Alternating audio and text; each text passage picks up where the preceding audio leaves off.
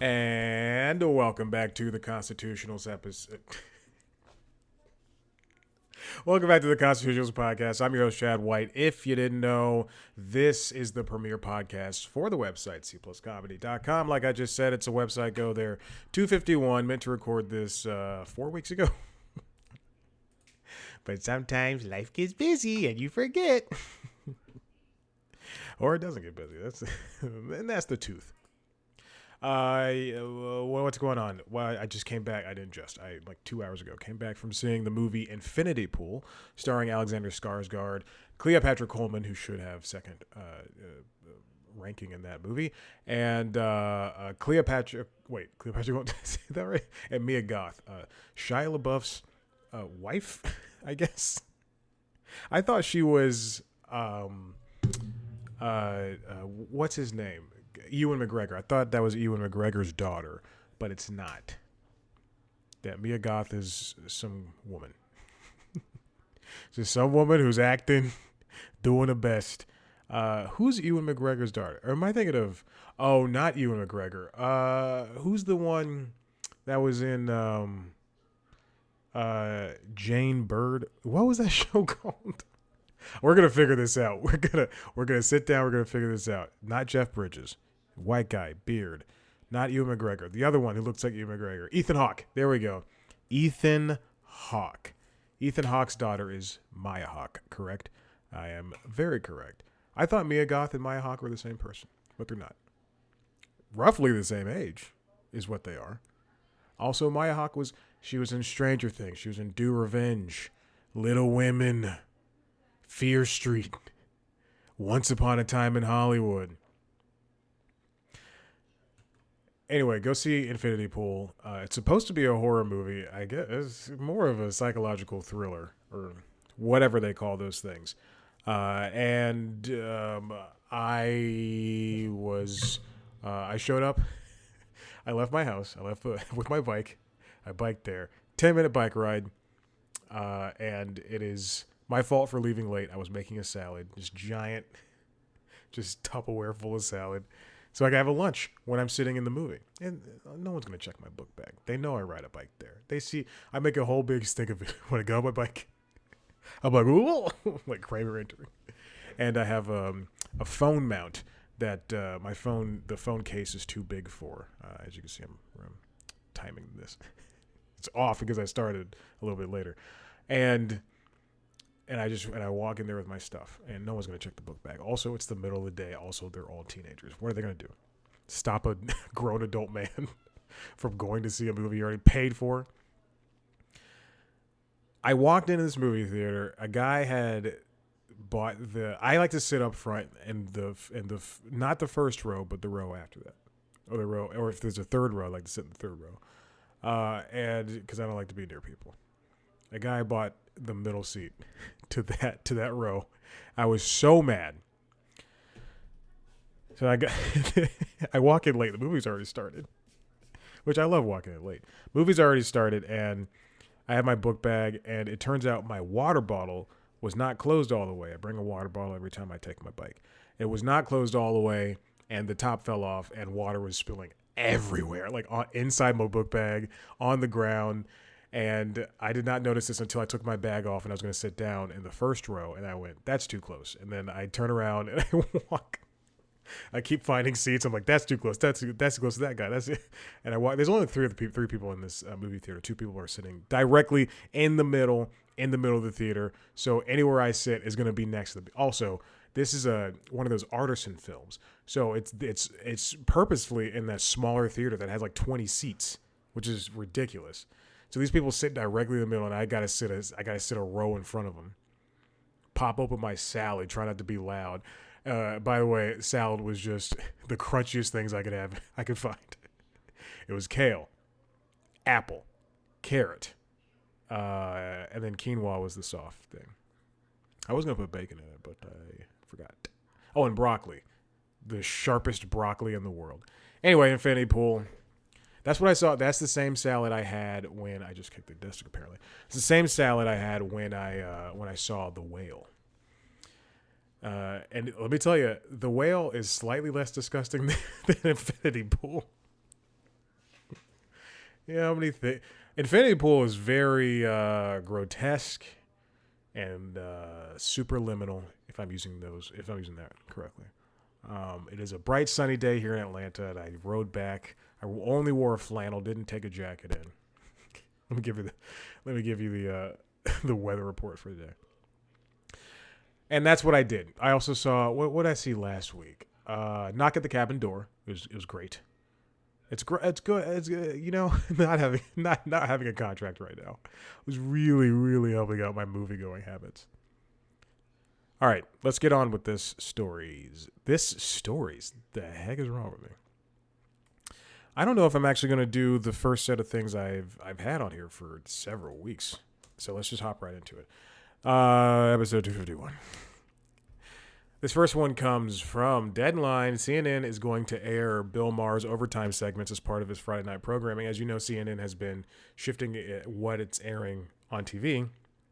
And now it looks as though that they're reaching into their well of extras, and they're going to show Bill Maher's Bill Maher's, what's it called? Real Time is a show on HBO.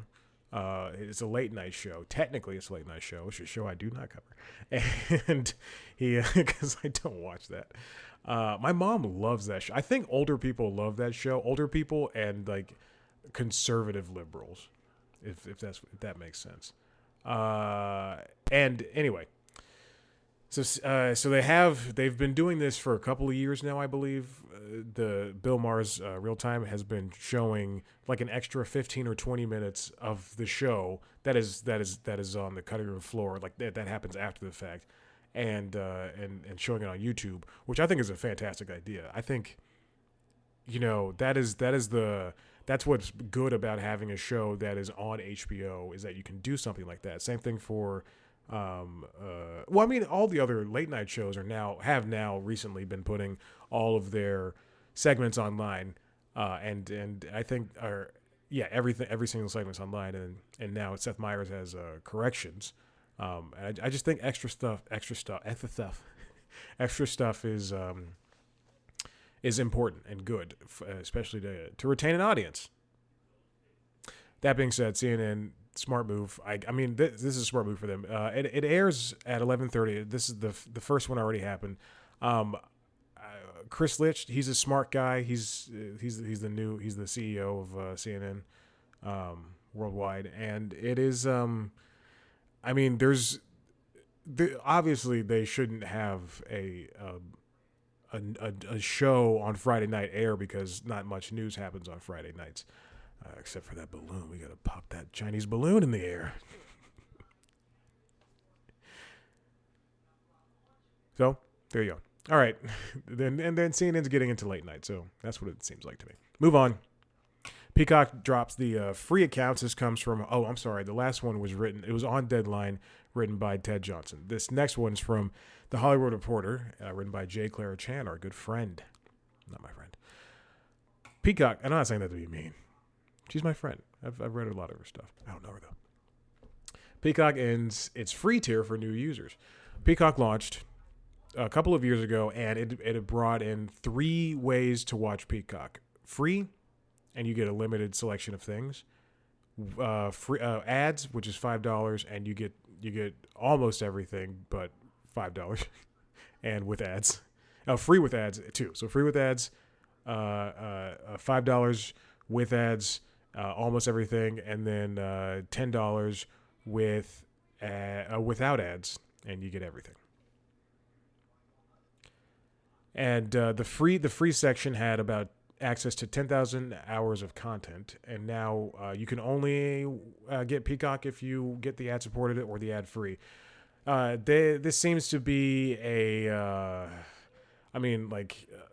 not a last-ditch move, but this is definitely a move that that Peacock, NBC Universal rather, needed for its fledgling streaming service.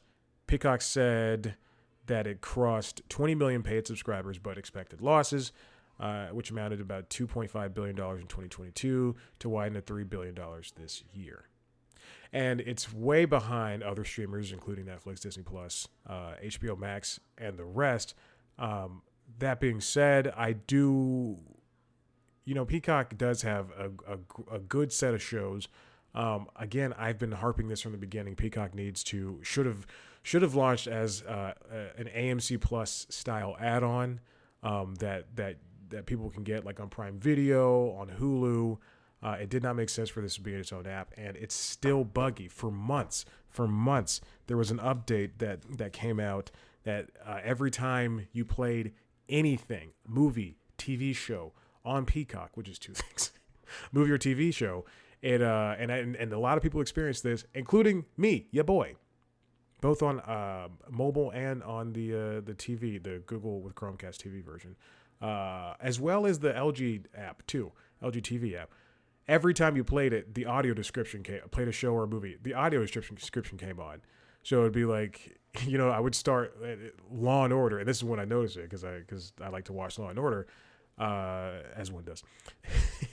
I play Law and Order, and then it would be like, the call sign would come up and go doom doom doom, and then somebody would go NBC logo coming up. And then the Law and Order's titles would start to be like, Law and Order, narrator speaks. And then before the criminal does all the things, then Benson walks down the hallway. She's mad. Like, who wants to hear that? Not I, said the cat. I don't know if that's true. Keeping on with the streaming service bit. This comes from Deadline, written by Dade Hayes. Apple and Major League Soccer throw the switch on season pass streaming venture. We know Apple was trying to get into sports. They failed on the football front, but they passed in the football front. Apple and Major League Soccer lit up their season pass streaming service today, bringing exclusive coverage of games and related programming to more than 100 countries and groundbreaking venture. The service costs $14.99 a month or $99 for the full season. For those who do not subscribe to Apple TV, for Apple TV subscribers, it costs $12.99 or $79 for the season. Sports are huge for streaming. That was one of the biggest stopgaps for people staying with cable companies. I stay with YouTube TV because I enjoy YouTube TV, and I split the money with a friend. Boy, oh boy, if we could get a third person in there, I could save even more. They failed on as I said before, they did not get the NFL Sunday ticket thing. But what they really wanted, it doesn't seem as though they it was possible, like they really want to me, and actually I guess this is a truth. It appears as though they didn't actually want the full Sunday ticket itself. They just wanted the ability to stream games the same way that they were able to stream games for the MLB this past season. The same way that what it feels like they were kind of aiming for the what's it called? Amazon Prime, the Prime Video Thursday Night Football, which was great this season. I watched a lot of Thursday Night Football, mostly because it was Thursday Night Football and games happen, and it's one or two teams I want to see, and I go, where is it? Oh, it's on Amazon Prime. And then I always go to the they had this special technology. And it was really great because they had three ways to watch. They had a main broadcast, they had a Spanish broadcast, and then they had the special technology broadcast. Or they always have Dude Perfect from YouTube would do something, or they would have an all women broadcast, which is really cool. I think they should continue doing that stuff. Any Hoosers, sports and streaming, it's going to continue happening, and everything's going to be split. Unfortunately, we're going to have. Sure, MLS might be coming to Apple TV Plus, but it's already on Peacock and it's already on Paramount Plus. And from what I gather, it's not the same teams, which makes sense. And also there's just hundreds of soccer teams, but you kind of don't want it to be fractured, because if you're paying for, it would suck to be like, okay, I like Star Trek Discovery, but it's over now, and I'm going to stop subscribing to Paramount Plus. But also, soccer's coming on, and it's this league, and I can't watch it on Peacock, which I already pay for, and I only pay for it for soccer, and it's just a whole thing. I don't watch soccer, but whatever. Hey, speaking of streaming, I'm going to continue on this little train here. This comes from Alex Weprin over at The Hollywood Reporter. Showtime and Paramount Plus merging rebrand planned. And it's already in the works. This has been happening for about a week and a half now, week and some change. Paramount Plus and Showtime is going to be renamed as Paramount Plus with Showtime, which is a stupid name. But this, I mean, this is so dumb. Like imagine having imagine HBO, which is home box office, the thing that we've known for decades, because we've known Showtime for decades. Imagine having HBO renamed HBO with HBO Max and Cartoon Network and Turner and the T-Nets. Anyway, both the Showtime linear pay TV channel and the premium tier of Paramount Plus will be rebranded as Paramount Plus with Showtime, which is the dumbest name. And in terms of speaking of HBO Max and the Warner Bros. Discovery, it is unfortunate that Showtime is now taking the same route as HBO and the rest of the HBO Max family. This comes from Hollywood Reporter Leslie Goldberg. Showtime removes short-lived originals from streaming platforms. So we've got shows like Kidding, Super Pumped, American Rust, On Becoming a God in Central Florida, Let the Right One In, American Gigolo, and so much more being removed from the Paramount Plus lineup, which was, as I think the day that they announced this was the day that all those shows were removed. Because at least with HBO Max, you had 2 days to finish your shows or whatever. They were taken off, and they're going to be moved to Fast Networks. Speaking of which is a free ad-supported television. I believe that's what it stands for. So that means HBO, just like HBO Max shows and things of that nature, Showtime shows and some CBS shows, I guess, are going to be sent to Tubi or sold. The rights are going to be sold to Tubi and Roku and Pluto TV in order to, even though Pluto TV is owned by CBS, which owns Paramount Plus, or Paramount owns CBS, whatever. And that's going to be a way for them to make just a little extra money. I don't know. I mean, in terms of something happening like that, it doesn't make sense to put a show over there on Tubi. I turn on, so I have Google Chromecast TV, as I previously mentioned. I turn on the TV and I get ads. It's saying here's Lovecraft Country, and here's the Rocky movies, and here's something similar to Kung Fu Panda show that you were watching on Netflix, which is a great show. It looks cheap as crap, but it's a great show. He leaves China, he goes to India. They don't mention any of the other Kung Fu masters, and Jack Black is there, and the gentleman that plays his father in the movie too, in the movies as well. It's a good show. It's a good show. It really expands upon the universe. I'm a child. I'm a little baby boy. Anyway, so I get the ads. I got an ad, and it said Lovecraft Country is on Tubi, and I load up Tubi, and sure enough, it's there. I think it's one of the one or two HBO shows on there currently. It's got HBO branding. I mean, but why would I want to watch a 50-minute show with commercials on Tubi without 4K? It's ridiculous. That's kind of the reason why we watch on these apps in the first place. Also, Netflix got spatial audio, and I tried it out, and I have a sound bar on my TV, and sure, it sounds different, but it doesn't sound better. Spatial audio on iPad, on Apple's devices, on the Mac is what I have right here. It's fine. You have to have the peripherals that work with it. Spatial audio is apparently on the Galaxy phones too, but I don't know. I've never experienced it. Anyway, what's the point of all this stuff? It's kind of like they're like, oh, they're paying $15 or $20 and we need to make it worth their while. Which, yeah, you should, but also don't charge me that much. Also, I'll pay that much. Let's keep going. Oh boy. Oh no. All right. Looks like Peak TV is here again. There's a huge moment that is happening right now. That is Peak TV. And it's been happening for a couple years now. FX's John Landgraf has been predicting this, I think, year over year since 2016. It truly feels like it. There are currently 599 original series. In 2022, there were 599 original series, with more to come. And it's not series that that have aired lifetime. That's series that came out and that are still ongoing.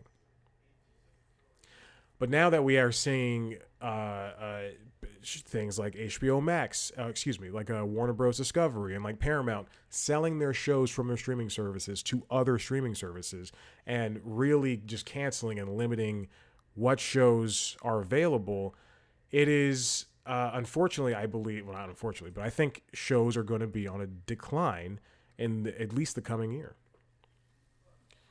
Peter White over at Deadline, see how I snuck in the name, says that writes that John Landgraf predicted that we'll see a decline in 2023.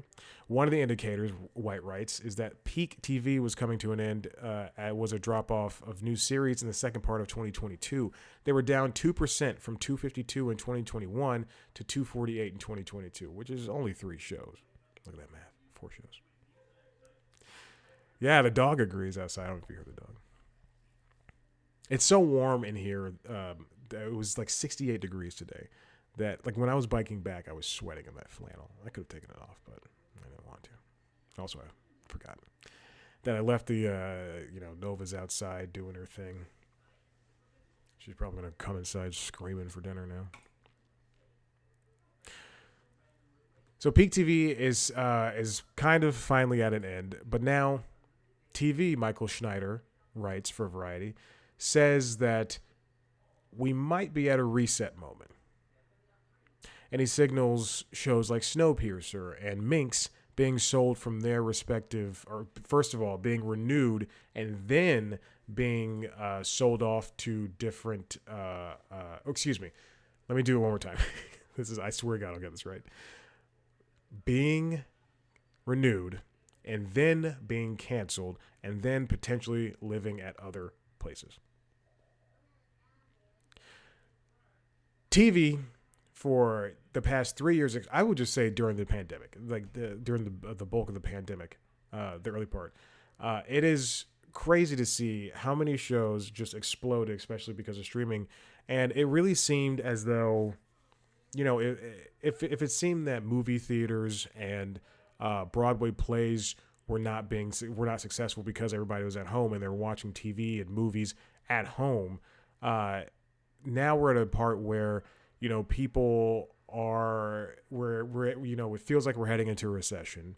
This isn't CNBC, so I don't know, but it feels like we're heading into a recession, and people. In fact, I read a Wall Street Journal article this morning that said, yes, I still subscribe. A journal article this morning that said that people were reaching into their savings from the early part of the pandemic when everybody was at home were dwindling, and it's mostly because of that recession and everything, and so that means people are going to start canceling subscriptions, or there's just not enough time to watch things because there's too many things to watch, or they're going to go outside, or they're going to go see a movie in a theater, or they're going to hang out with their friends, or any combination of those, and that's it, nothing else. So the landscape is changing, and now we're seeing cable companies. Excuse me, we're seeing cable companies. We're seeing studios kind of go back on their words. We're seeing Minx was canceled, and then it was renewed and then canceled, and then now it's being brought back at Starz. So it was renewed at HBO Max and then canceled and everything. And and Chad, I think, is the season 2 of the TBS show Chad, because TBS or Warner ended all of the scripted stuff for TNT and TBS. Chad is now at Roku. Snowpiercer, I think, just came to an end on TNT. AMC Networks just slashed a bunch of AMC Plus shows, which had picked up. and a lot of shows are already shot. But now it kind of seems they're all being written off and probably never going to see the light of day. But now it kind of seems that HBO, when Warner Bros. Discovery made movies like the Batgirl movie and other TV shows and things that were canceled mid or post production, and they just weren't finished and they're scrapped and they're hidden in the vault somewhere. Hey, Nova, I'm working. All right. It seems as though it is like they were kind of, I don't want to say martyrs, and I don't want to say they were the Christ figures to that, like to have to be the ones to actually do this, and it kind of like opened up a door to where Paramount could say, okay, well, Warner sold off, Westworld and Lovecraft Country and all these other shows to different places to make a little extra bank. We can do the same thing, and now AMC Plus is saying, hey, we can cancel things mid development and write it off as a tax thing. Yeah, let's do it. Which is, I mean, I think it's good for their bottom line, but that says, like, to the creatives, we don't have any faith in you. This is not going to be, like, we don't want to put money into something that we don't know is going to pay off. We'd rather have more Yellowstone, but that's coming to an end. Kevin Costner doesn't want to do that anymore. He wants to work on Horizon. Also, 5 years is good for a cable show. Come on, for a cable show that turned a network like Spike TV turned Paramount Network into one of the better cable networks, making it prestige, like how Breaking Bad turned AMC into a prestige network. Come on, Breaking Bad and Mad Men. Get out of here. Know where you came from. You took a chance on Yellowstone. Even though who's the guy, Taylor, has been working for years. And now just to take a look at this, unscripted shows have just boomed in the past year. In 2022, there were 849 total scripted shows and 1,175 unscripted shows. Because they're easy and they're cheap to make. That's let's go back 11 years to 2011, where there's 257 scripted shows and 863 unscripted shows. I mean, it just seems as though unscripted has always been in the lead, mostly because you can just make it and churn it out. At some point, it's what's it going to take for these networks to not want to live like this? Because it seems this comes from Cynthia Littleton over at Variety. This is the last piece of news I got. Hollywood's next reckoning. Studios get real about runaway spending on streaming. Because there was a point, especially in 2020 and 2019, 2018, when other streamers or when new streamers or when companies who were thinking about streamers saw a place like Netflix and saw a place like Hulu and even Amazon Prime and just saw them booming. Amazon's got the rights for The Lord of the Rings and they're going to make a TV show, and in 4 years it's going to come out and everybody's going to like it, except for racists, because black people can't exist with orcs. Those are the same people that love the Oscar nominations every single year. There's no colored folks in Tar, so I can't see it. Infinity Pool's got 2 people of color in it, and it takes place in Croatia. It just doesn't make sense. Anyway, Knock at the Cabin Door, it's got a gay couple, an Asian girl, a black lady, Dave Bautista's, I believe, Philippine. It's got a ginger. Come on. But spending was absurd. We would see, like, Netflix one year, I believe, I remember they did the, Nova, please. They did a whole year where it was like every Tuesday was a new comedy special. And then there was one year where they were having a new movie every single week. And now we're seeing, I think And now, hold on, let me finish that thought. And now we're seeing them slow down with that stuff, or we're seeing a lot of acquisitions where like Seinfeld comes to Netflix, it leaves Hulu, comes to Netflix, and it's a whole big deal. Friends goes back to HBO Max. I do think I'm gonna say it again. And now that I'm no longer employed by them, Warner Bros. Discovery sell South Park back to Paramount. Just sell every bit of South Park, and it just you bought it for $500 million, sell it back for $200 million. Let them have that. Don't worry about having South Park. And have all of South Park on one thing. But I think Disney has done it right with and Apple, and to some extent Apple. I think Apple and Disney have both done it right in terms of their streaming services. Now, the only thing I watch on Disney Plus is The Simpsons, which, as it turns out, is the most watched thing on Disney Plus. Probably because of me, because I'm watching it right now on FX. I'm like, it's crazy. Anyway, 2022 saw Warner Bros. Discovery as J.B. Parrott, the CEO and president of Warner Bros. Discovery Global Streaming and Interactive, saw WBD in HBO Max as the canary in the coal mine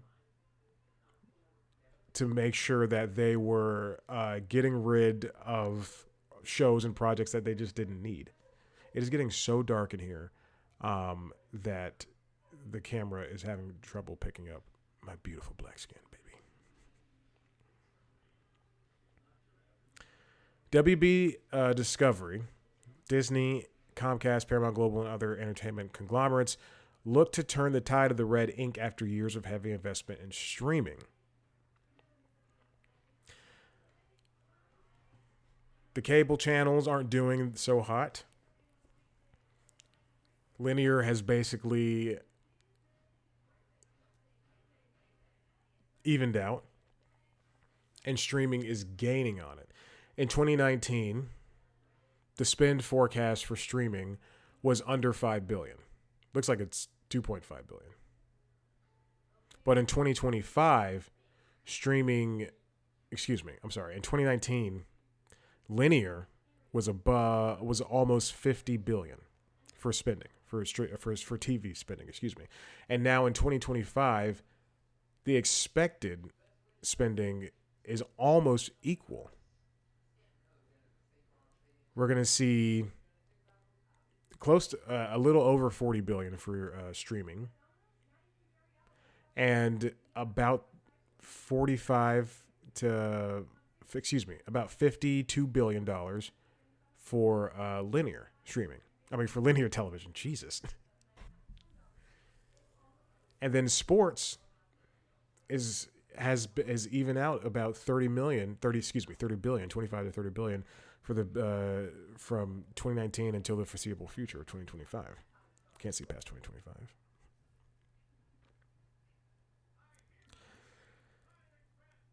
Consumers are spending more money than ever on home entertainment services, and that's been a success. The question is, why have profits collapsed? Says Benjamin Swinburne is a media analyst for Morgan Stanley.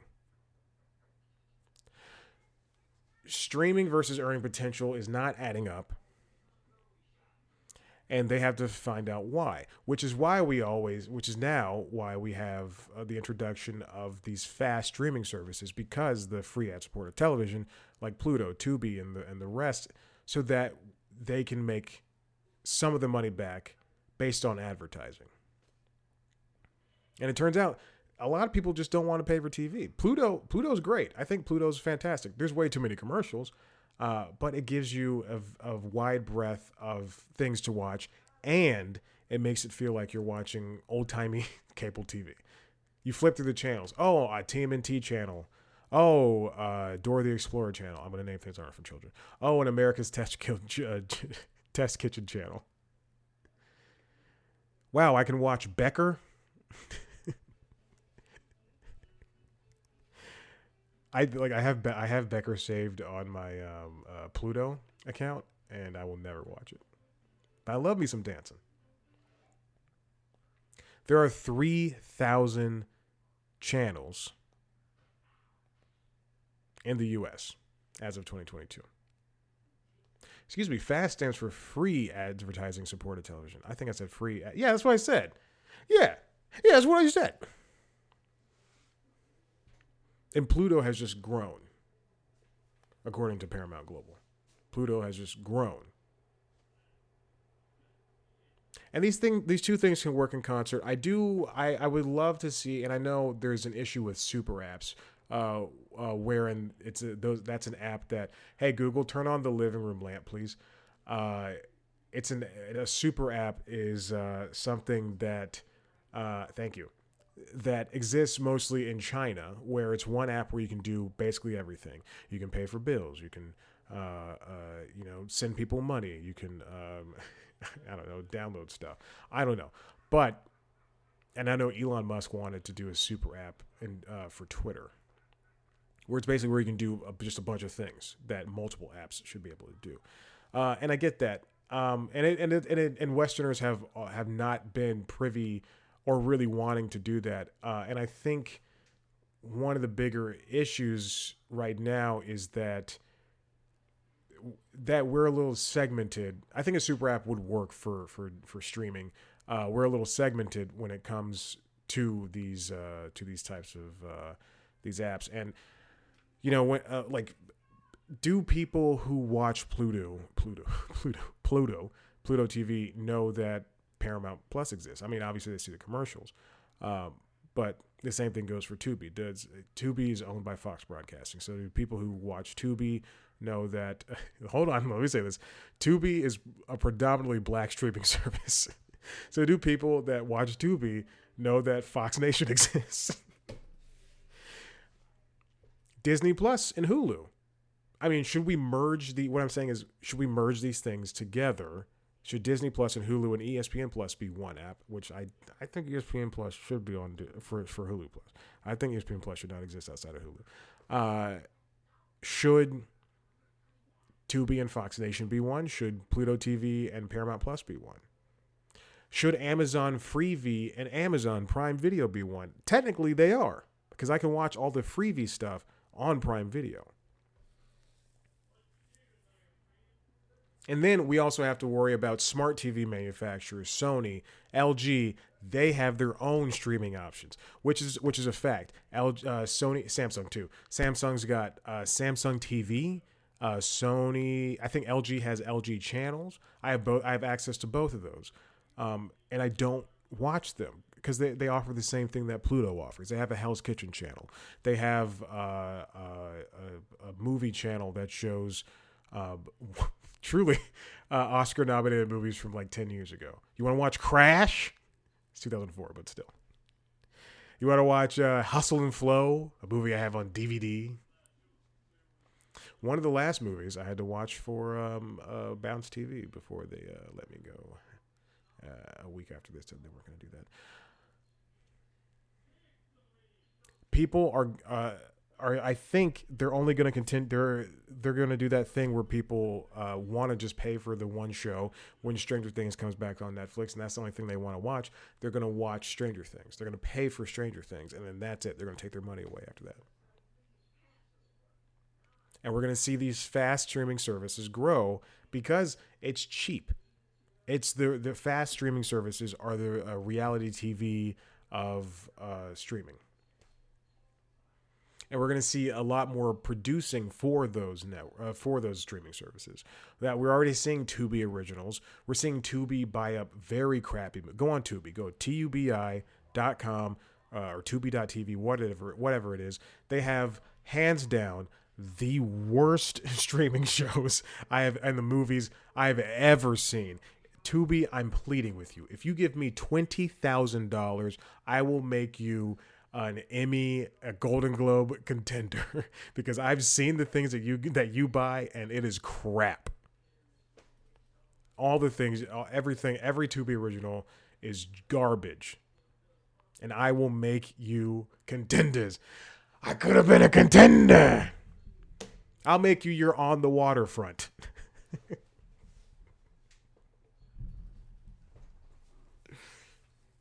Love my references. People love my references. They love them so much. Where's that going to put us? Where is that going to put us? Wherever everything's going to be made for fast? No. We're still going to see some things come out for the regular streaming services. We're still going to see things come out for cable. Because not one avenue has proven to be better than the other. That's why Yellowstone excelled. It wasn't because Peacock bought the streaming rights from Paramount, which was the dumbest thing. Paramount made two stupid mistakes in order to make just a little bit of dough. They sold the rights to South Park streaming until 2025 to Warner Bros. And then they had Yellowstone's on Peacock. That's ridiculous. Two of the biggest. That is the dumbest thing. But now we're going to see, Yellowstone excelled on Paramount because people in the older generation, people in middle America, people who still have to pay for cable because streaming is not feasible because the internet is so bad in Topeka, Kansas, or Billings, Montana, that cable's their source of entertainment. And then they go, oh, what's this Yellowstone thing? Whoa! Kevin Costner? Prestige? We saw the daughter's butt? She was in the bath in the middle of the ranch. I've seen 4 episodes of this show. It's a good show. I mean, truly.